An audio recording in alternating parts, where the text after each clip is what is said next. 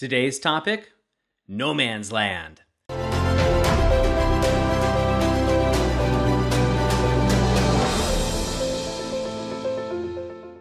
I'm Doug Holt with author of Your Own Story, and this is your Daily Growth Hack, where each day we give you a tip, trick, or insight to help you up-level what we call the 5 to Thrive. That is your mind, your body, your soul, your relationships, and your business.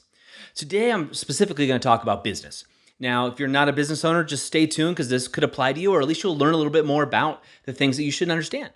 So oftentimes, I'm very lucky that I get to see the insides of a lot of businesses. Now, I see them through two different lenses. I see them, one, with my clients.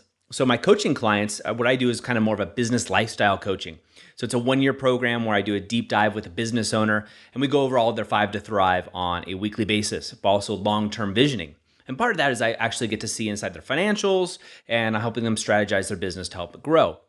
The second lens that I see it through is as an investor. I'm able to invest in businesses, which I'm very fortunate for. And oftentimes that investment is an exchange as a role or a seat on their advisory board. And I'll also look at their financial statement. So when I look at their financial statement, oftentimes they'll show, hey, look how profitable I am, Doug. I'd love for you to come in as an investor and kind of act as a advisor or a coach, so to speak, and help us tweak some aspects and see how we can grow this business, and we'll give you X percentage of the business.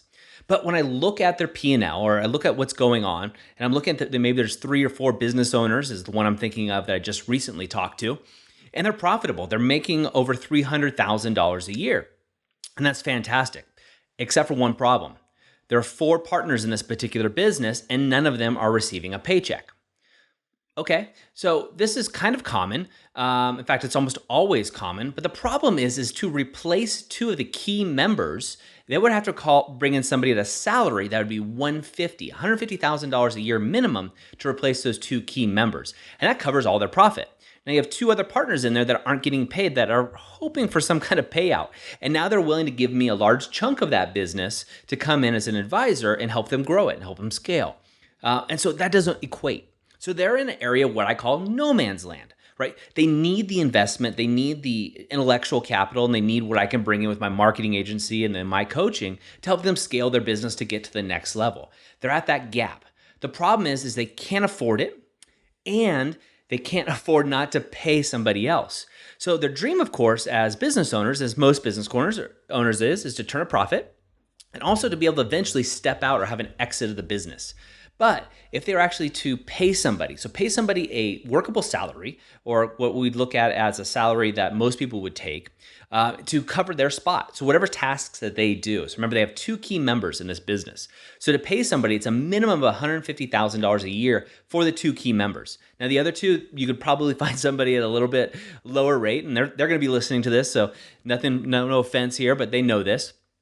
But it's still, they would be at a deficit right now, right? So if you're actually to take that $300,000, reinvest it into the business by hiring in and replacing those 4 key workers, you're at a deficit. You're at a loss all of a sudden.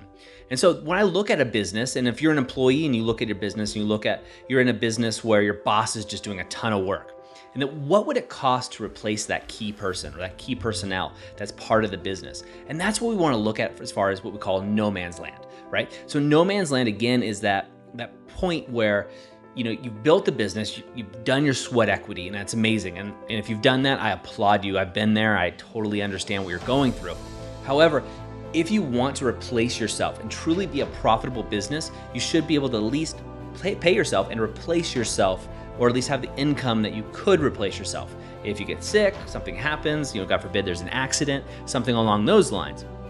But in that gap between startup phase and then real profitable phase where you can bring in somebody else to come in as an advisor or a key position in your company, you're in no man's land. You're in this little space where you really need to figure out how to make that profit, how to make that next turn. And maybe it is bringing in an advisor and negotiating something with them, but figuring out what that is.